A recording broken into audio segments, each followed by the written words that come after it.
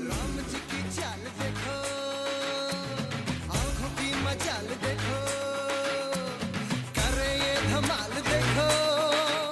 राजनीतिक पार्टियां अपना मकसद पूरा करने के लिए धर्म के आड़ में वोट बटोरने की कोशिश करती हैं, जो कतई अनुचित है।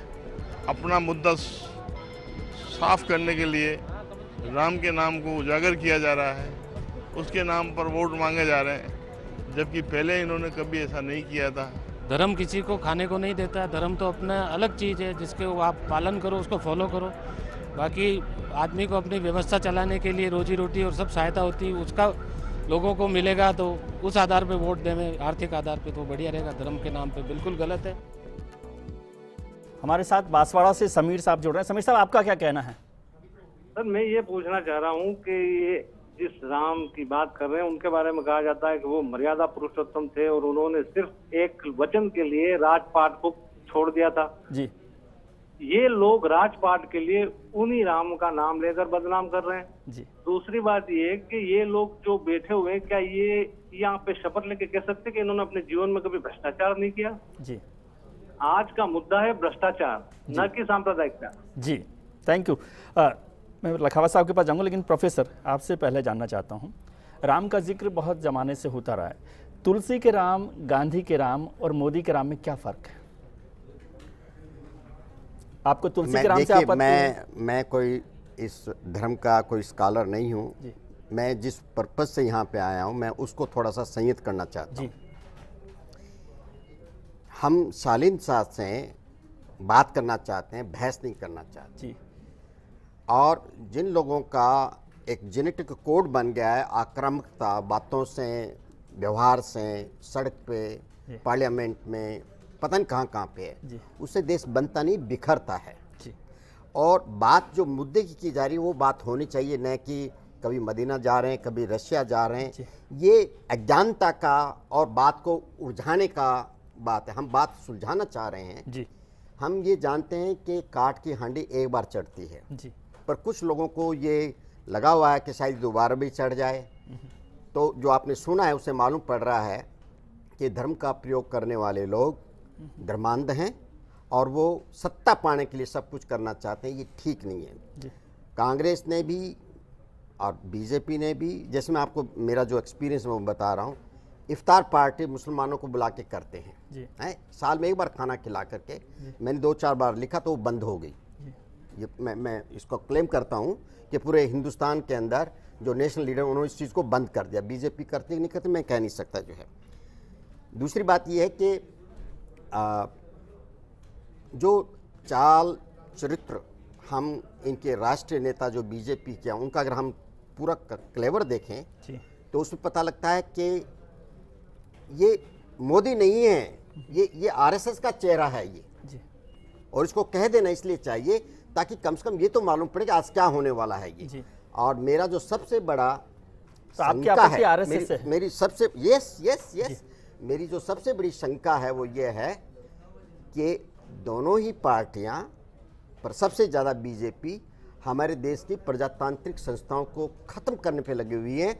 और आप देख लीजिए इस डिबेट को भी अगर आप नमूना माने तो आप देख लीजिए कि कल अगर कोई सरकार बीजेपी की बनती है तो ये क्या कर सकते हैं। ये लक्षण अच्छे नहीं है। आपको डर मैं डरता नहीं। मेरे पास बहुत अच्छे दोस्त हैं और ये देश मुसलमानों से नहीं बचा हुआ, ये देश बचा हुआ बहुत सद्बुद्धि, अच्छे सेकुलर हिंदू दोस्तों से बना हुआ है। वरना हम अमेरिका और अफ्रीका छोड़ के यहाँ नहीं आते। हमें वो कोई डर नहीं है, हम इनसे हैंडल कर सकते हैं ये। और ये सिर्फ दुनिया को बरगलाने की बात कर रहे हैं, बल्कि बहुत अच्छे आदमी हो सकते हैं लखावत साहब जो हैं, और ये अपना एक काम कर रहे हैं। मैं ये नहीं कहूँगा कि they are talking for paid work, पर ये इनमें इनका कैरियर बनता है ऐसा बोलने से, ऐसा करने से जो है। पर ये देश के लिए अच्छी बात नहीं है। हम गांधी का, नेहरू का, कृपलानी का जो देश बनाना चाहते हैं, हम दुनिया के अंदर एक मॉडल बनना चाहते हैं, उसको ये ख़राब करना चाह रहे हैं। और ये एक्चुअली देखा जाए तो ये वजीरिस्तान बनाना चाहते हैं हिंदुस्तान को जो है। इनका मॉडल पाकिस्तान है, पर पाकिस्तान में जाकर ये सेकुलर हो जाते हैं। तो ये ठीक नहीं है। ये बहुत अच्छी बात आपने धर्म की की बात घर में होनी चाहिए। लखावत जी, आपके पास पहले एक प्रताप जी से बात कर लूँ, क्योंकि प्रोफेसर साहब ने कांग्रेस पर कहा कि आप जब इफ्तार पार्टी करें तब तो धर्म का इस्तेमाल नहीं है, और मोदी राम की तस्वीर लगा लें तो धर्म का इस्तेमाल है, ये क्या है? मैं सर विजय जी आपको खुल के कह बंद दूंगा, हो गई ये मैं आपको सच कह रहा हूँ कि इफ्तार पार्टी अपनी जगह, लेकिन कल उन्होंने जो फोटो लगाई ना, मैं मेरी व्यक्तिगत बात कर रहा हूँ, कांग्रेस बीजेपी को छोड़िए, आप मेरी नेचर जानते हैं ज्यादा, मेरी कोई मैं कांग्रेस पार्टी का कार्यकर्ता हूँ ना, तो मैं कोई कांग्रेस की गुलामी करता हूँ ना बीजेपी की, लेकिन मैं आपको एक बात खुल के कह दूं, किसने कहा कि आप राम, मैं तो कह रहा हूँ राम को इतना लेट याद क्यों किया आपने? जी, अच्छा। जल्दी कर लेते, एंड में आपको ये लगा कि राम के बिना पार ही को नहीं पड़े। वो हिंदू धर्म परंपरा में ना आखिरी वक्त पर तो जाते ही नहीं, राम के साथ पहले धोखा, अब की बार भी धोखा, राम जाने आने। अच्छा मान लो ये सत्ता ले भी लेंगे, मान लीजिए, तो सत्ता ले भी लेंगे तो आपने पहले भी राम के नाम पर ली थी जी। फिर राम ने किक मारी, आपके 10 साल से आप बाहर पड़े हो। अटल जी से बड़ा कोई लीडर नहीं, मैं उनका बहुत सम्मान करता हूं, ऐसा स्पीकर, ऐसा ग्रेट आदमी जिन्होंने हमेशा हर बार, जिसने इंदिरा गांधी को लोकसभा में कहा ये इंदिरा नहीं दुर्गा है, क्योंकि जब बांग्लादेश बना, इंदिरा गांधी की हत्या हुई, प्रधानमंत्री थी, लोग आज उसके बलिदान की बात नहीं करते, राजीव गांधी के बलिदान, उनको अटैक करते हैं। अरे सच को सच मानो, आप इस बात को स्वीकार करो। कल आपने फोटो लगाई, क्या कोड ऑफ कंडक्ट में आप लगा सकते हो क्या फोटो? आपने इतना सा पूछा, वो सवाल है, मेरा सवाल वो था। ठीक है, एक जैन साहब हमारे साथ हैं, एलसी जैन साहब जयपुर से जुड़े हुए हैं। जैन साहब आपका क्या कहना है? हाँ त्रिवेदी साहब नमस्कार। मैं यह राम नाम की लूट वाली बात को नहीं, मैं दोनों वर्गों की बात कर रहा हूँ। दो समझिए, ये जबरदस्ती कुछ लोग जो है, इन दोनों में जो है फर्क है, दोनों में अच्छे भी हैं बुरे भी हैं, समझिए। लेकिन अगर मैं एवरेज उठा करके देखा जाए, क्राइम रिपोर्ट देखी जाए, तो एक वर्ग विशेष के क्राइम में ज्यादा इन्वॉल्वमेंट मिलेगा आपको जी। इसमें जो है ये राम नाम की लूट या जो है रहीम साहब का सिद्धा करने वाली बात नहीं है, इसमें खाली व्यवस्था की बात है। व्यवस्था के अंदर जो है, जो किसी वर्ग विशेष को उठा के देखिएगा, उनका क्राइम जो है रेशो हमेशा बढ़ावा मिलेगा। जी शुक्रिया लखावत साहब। छोटा सा मुझे ब्रेक पर जाना, लेकिन पहले आपका जवाब चाहता हूँ। प्रताप जी की चिंता यह है कि आखिरी वक्त पर क्यों याद आए। मुझे तो हिंदू धर्म में याद आता है कि आखिरी वक्त पर राम याद कर ही लेते हैं। नहीं, मैं प्रताप सिंह जी साहब का आभारी हूं कि इन्होंने एक अच्छा विषय दिया। मैं आपको कह सकता हूं कि सरकार बनने के बाद प्रारंभ से राम जी शुरू होंगे, और नरेंद्र भाई के प्रधानमंत्री बनने के बाद आप मान के चलें कि उनके उन कार्यकाल में राम मंदिर बनेगा। और ये आप, लेकिन प्रोफेसर साहब की जो शिकायत है वो ये है कि आप जो धमकी की जो जुबान आप इस्तेमाल कर रहे हैं, कि नरेंद्र भाई जो ही प्राइम मिनिस्टर बने, शुरुआत से राम जी के मंदिर का काम चालू करवाने की दिशा में काम करें, और उसके दिशा के बाद में ये राम मंदिर उस कार्यकाल में बन जाए। ये बात बिल्कुल ठीक कही इन्होंने। मैं इनकी भावनाओं का आदर करता हूं, कुल मिला के, शब्दों में नहीं, भावना के आदर करता हूं। खान साहब ने जो बात कही, ये 100 साल बाद भी वही कहेंगे जो आज इन्होंने कही। आज जो मुद्दा सुन तो लीजिए, मुझसे पूछा तो आपसे पूछो तो आप बोल देना। जो मुद्दा ये नहीं हो सकता, ये नहीं आएगा। आप सुन लीजिए, उस पर बात कर बनते आप सुन लीजिए। ठीक है, चलो देश के संविधान को ताक में रख देंगे। चलिए आप देखिए, मैं एक दूसरी बात पूछ रहा हूँ। ठीक है, आप विजय जी आप सुन लीजिए। बोलने दीजिए, आपका नंबर है, बोल लीजिए। आप पहले जिंदगी पर बोलते रहे हो, आप फिर बोल लेना। आप, मेरा ये कहना है विजय जी, आप ये मानकर चलें कि खान साहब 100 साल बाद भी यही बोलेंगे जो आज इन्होंने बोला है। इनको आरएसएस से काफी परेशानी है, और जितनी भी इस देश के अंदर जो राष्ट्रीयता और राष्ट्र का मुख्य जीवन पद्धति है, इन्होंने 3 बार इनके हल्ला हुल्लड़ करने से 3 बार संघ पर प्रतिबंध लगा, 3 बार हट गया जी। इन्होंने अनेक आरोप लगाए, शायद महात्मा गांधी की हत्या वाला फैसला इन्होंने पढ़ा नहीं। कल मैं खान साहब के पास भिजवा दूंगा, मुझे पोस्टल एड्रेस दे देना, या मैं घर आकर दे जाऊंगा चाय पे आकर के, वो पढ़ लेना। उसमें ये कहा कि आरएसएस का कोई हाथ नहीं, आप करेक्ट हो जाओगे अगली बार डिबेट करने आओ जब। दूसरी बात मैं आपसे ये कहना चाहता हूँ कि मुद्दा से भटकाव की आवश्यकता नहीं है। विषय केवल इतना है कि नरेंद्र भाई की कल सभा में आया, उन्होंने धर्म का उपयोग करके और वोट मांगे। क्या विषय यह है? ये कांग्रेस ने शिकायत की है, चुनाव आयोग उस पर फैसला कर लेगी। उसके बाद ऊपर सुप्रीम कोर्ट, हाई कोर्ट बैठे, उनको करना वो कर लेगी, इधर करना तो वो कर लेगी।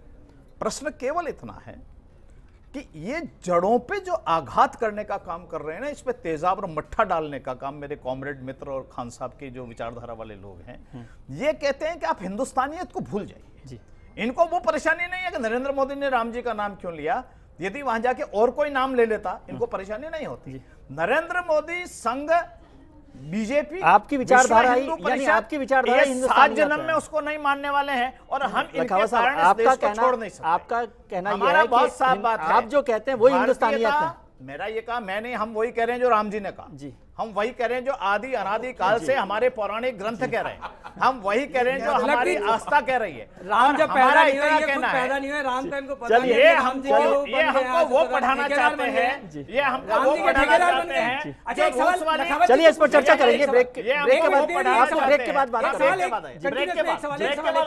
मैं ये पूछना ये चाहता हूँ, हमें वो पढ़ाना चाहते हैं जो देश रूस वाली भक्तों को, गाड़ी में लिटरेचर आ रहा है, देशभक्तों वो को ये हम नहीं पूछना पढ़ने चाहता वाले हूँ, हैं। देशभक्तों को ये हम वो नहीं पूछना चाहता हूँ, पढ़ेंगे। देशभक्तों को ये पूछना चाहता हूँ कि आजादी के पहले कितने लोग इनके बलिदान दिए। चलिए इस पर चर्चा, वो फिर वही विषय को ये देशभक्त देश के बलिदान में उसको विषय को भटका ये लोग सत्ता के लालची लोग, इसका जवाब की जरूरत सत्ता हासिल करना चाहते हैं। इस पर चर्चा जारी रखिए। एक व्यक्ति ने देश की आजादी में काले पानी की सजा नहीं पाई है। जिन लोगों ने देश के लिए कुर्बानी दी है दुनिया में, कम्युनिस्ट तो पूरी दुनिया में रहेंगे, आपके खत्म करने से नहीं होगा। चलिए सवाल ही नहीं है, भंवर सिंह जी इस पर चर्चा जारी रखेंगे। ब्रेक के बाद हम तुरंत लौटते हैं और इस चर्चा को जारी रखेंगे। हमारे खास मेहमान हमारे साथ बने हुए हैं, तुरंत लौटते हैं। आपकी नीति है तिलक सब चीन चाप तिलक सब चीन मुझसे नैना मिलाई दे चाप तिलक सब बड़ी जगह में मांगा सा ओ बड़ा मांगा मांगा नीरा बड़ा मांगा मांगा धमाका बम्बा बाबा नीरा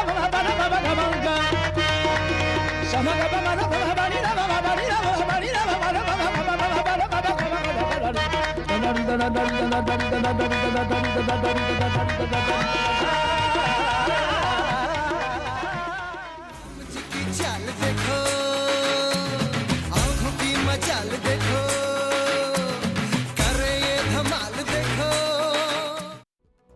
मनुष्य स्वार्थ से ही बातें करते हैं, स्वार्थ ही अपना कार्य सिद्ध करते हैं, स्वार्थ से ही सभी बड़ी बात है। इसी कारण लोग कल्याण में मनुष्य नहीं लग पाता है। मंदिर बनाना है या क्या करना है, कोई नहीं बनाता है।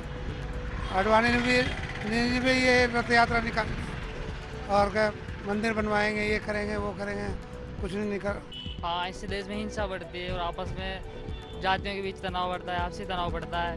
इससे लोगों में भेदभाव बढ़ता है, भेदभाव की भावना ज़्यादा उत्पन्न होती है।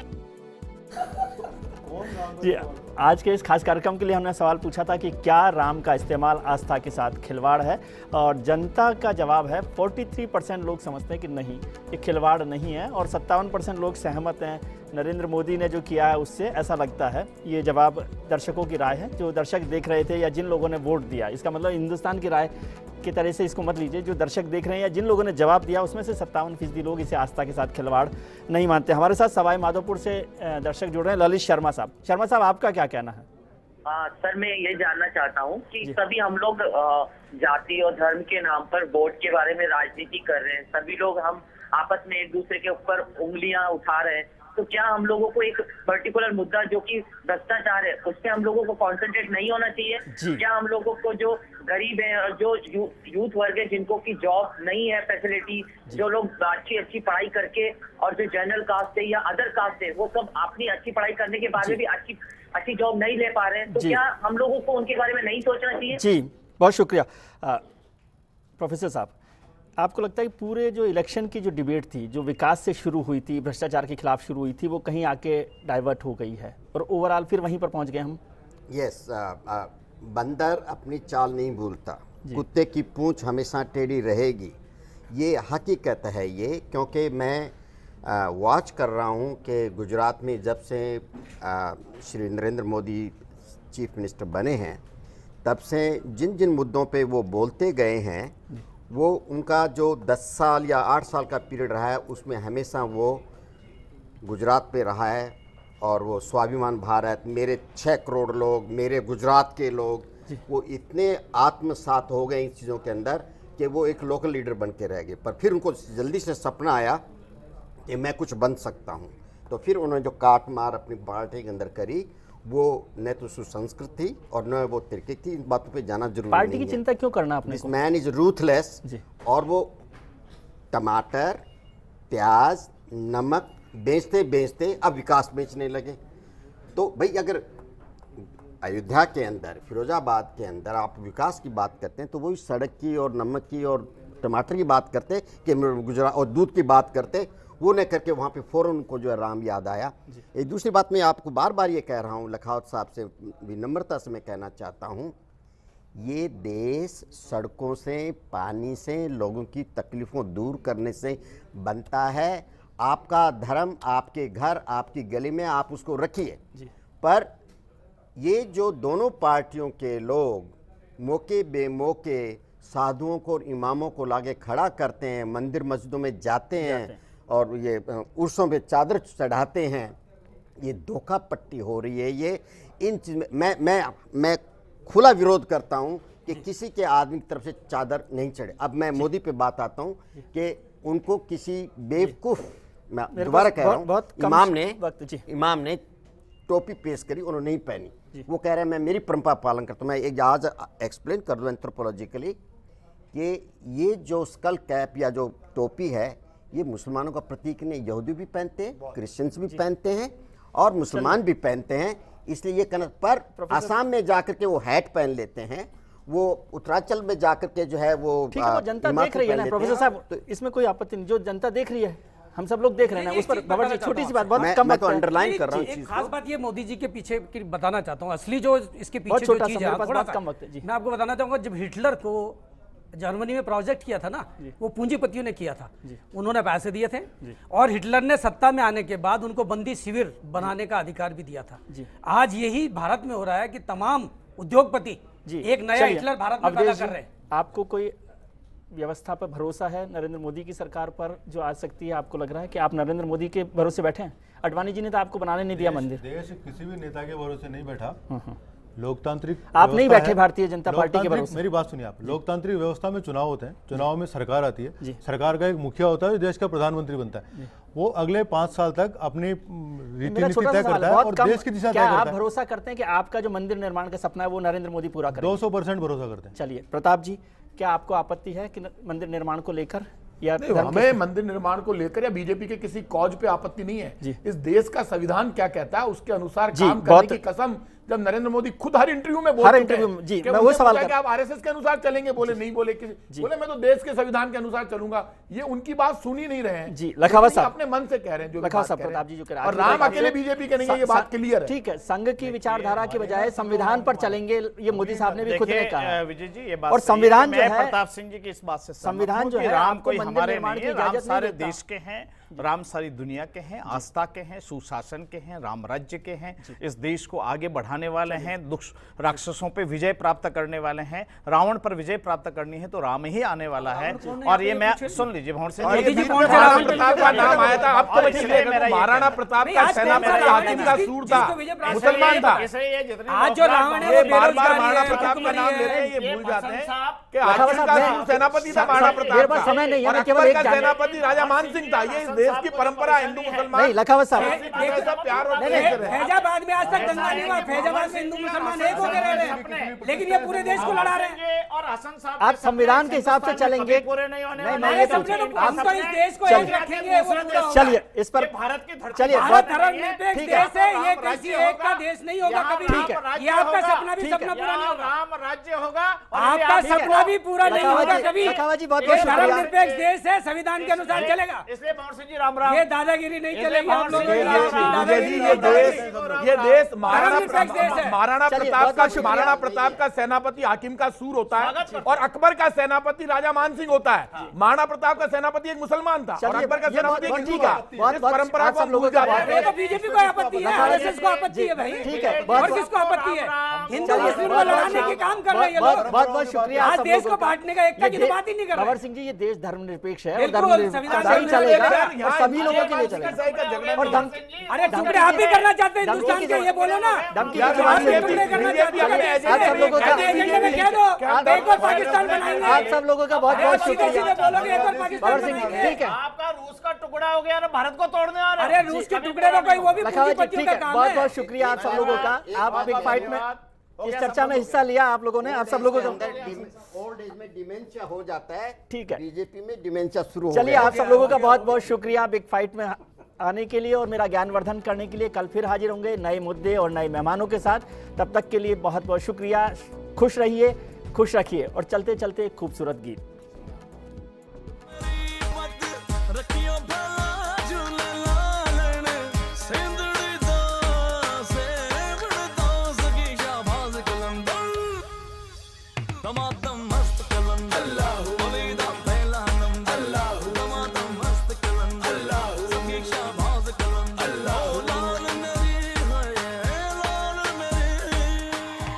मेरा यार भी तू, मेरा प्यार भी तू, मेरी जीत भी तू, मेरी हार भी तू, मेरा दिलदार भी तू, मेरा जिंदगी पे एतबार भी तू, मेरा मोमिन तू, मेरा काजी तू, मेरा रुसिया तू, मेरा राजी तू, मेरा आब भी तू, मेरा आतिश तू, मेरा दुश्मन तू, मेरा आशिक तू, मेरा दिन भी तू, मेरी रात भी तू, मेरी रूह भी तू, मेरी जात भी तू, मैं तो दूर भी तू, मेरे साथ भी तू, वैसे काफिर दी औकात भी तू।